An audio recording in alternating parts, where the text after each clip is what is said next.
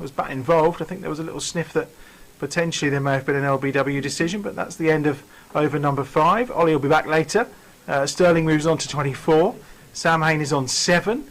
And the Bears move on to 45 for 2 after 5 overs. Well, we said if they could perhaps get a score around the 50 mark at the end of that 3rd over when the score was 19, they'd have done incredibly well. And the fact they've got themselves up to 45 for 2 with 6 balls of the power play remaining potentially bodes well as Atif Nawaz joins us. Hello, Adam Bridge. How are you? I'm okay. How are you? I'm very good. How was it out there? Was it okay out there? Yeah, it was a little bit chilly, but I'm just going to keep my my cardigan type thing on, I think, for a little while. Well, I see you've gone corporate, haven't you? You've gone Bears top, and there's me going all jacket and bringing sophistication to the proceedings. Yeah, well, I'll tell you more about that as Taylor's coming in, and he bowls back of a length, big swing, and he's hit that ball very hard at Sterlo.